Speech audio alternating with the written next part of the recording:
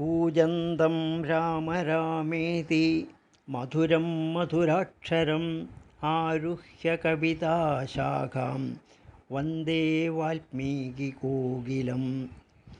എല്ലാ സജ്ജനങ്ങൾക്കും നമസ്കാരം.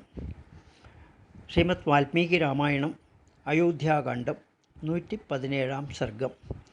ശ്രീരാമൻ സീതയോടും ലക്ഷ്മണനോടും കൂടി അത്രി മഹർഷിയെ സന്ദർശിക്കുന്നതും അനസൂയാദേവി സീതയെ ആശീർവദിക്കുന്നതുമായ കഥാഭാഗങ്ങളാണ് ഈ സർഗത്തിൽ വർണ്ണിക്കുന്നത്.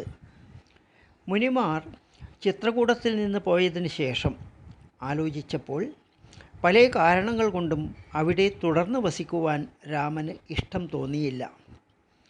ഇവിടെ വെച്ചാണല്ലോ ഭരതനെയും അമ്മമാരെയും പൗരന്മാരെയും കണ്ടത്. അവരെക്കുറിച്ച് സദാ ദുഃഖിക്കുന്ന എന്നെ ആ ഓർമ്മകൾ വിട്ടുപോകുന്നില്ല. ഭരതൻ്റെ സേന ഇവിടെ താവളമടിച്ചതിനാൽ ആനപ്പിണ്ടം കൊണ്ടും കുതിരച്ചാണകം കൊണ്ടും ഇവിടമെല്ലാം താറുമാറായിരിക്കുന്നു. അതിനാൽ വേറെ എങ്ങോട്ടെങ്കിലും പോയിക്കളയാം എന്ന് തീരുമാനിച്ച് സീതയോടും ലക്ഷ്മണനോടും കൂടി രാമൻ പുറപ്പെട്ടു.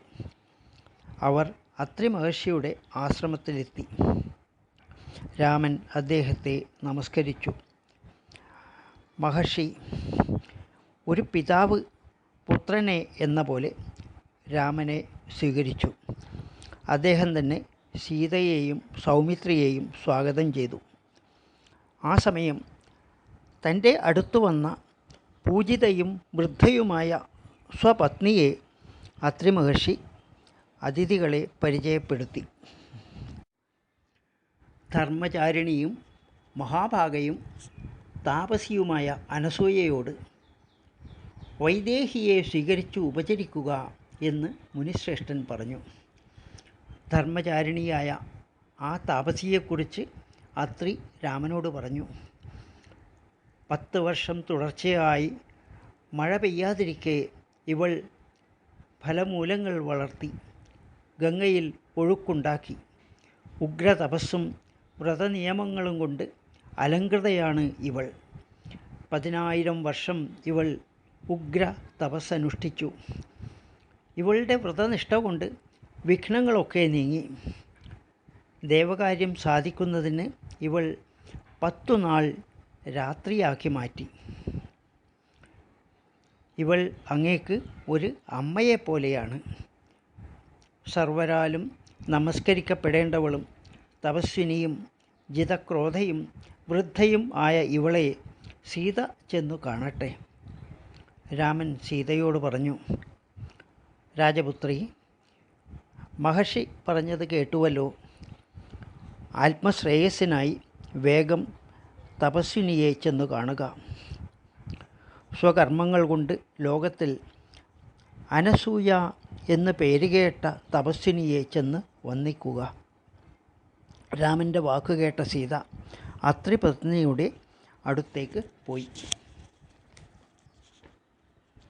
ചുക്കിച്ചുളിഞ്ഞ് വയസ്സായി മുടി നരച്ച് കൊടുങ്കാറ്റിലാടുന്ന വാഴ പോലെ സദാ വിറകൊള്ളുന്ന ആ മഹാഭാഗയും പതിവ്രതയുമായ അനസൂയയെ സീത സാദരം അഭിവാദനം ചെയ്തു.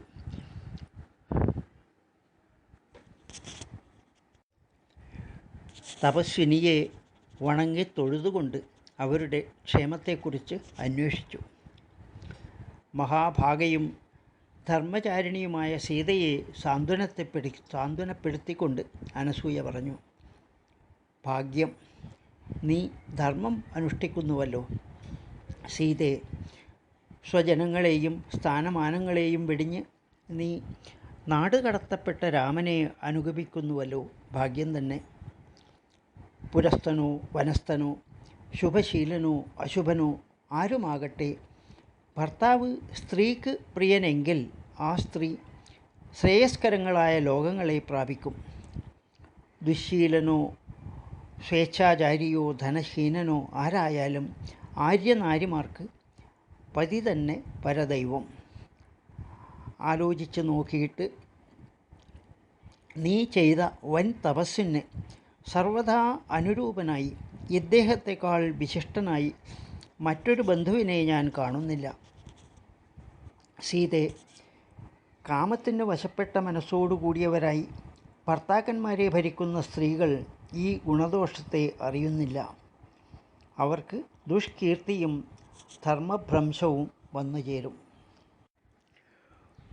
ഉത്തമ ഗുണങ്ങളോടുകൂടി വിളങ്ങുന്ന ഭവതിയെപ്പോലുള്ള സ്ത്രീകൾ ലോകത്തിൽ പരമ്പരാനുഷ്ഠാനങ്ങളെക്കൊണ്ട് പുണ്യങ്ങൾ ചെയ്ത് എന്നും സ്വർഗത്തിൽ അധിവസിക്കും.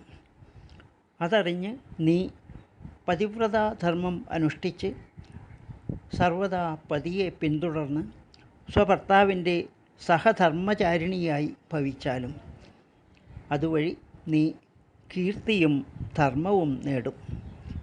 117 സർഗം ഇവിടെ അവസാനിക്കുന്നു. ജാനകീകാന്തസ്മരണം ജയ ജയ രാമ രാമ.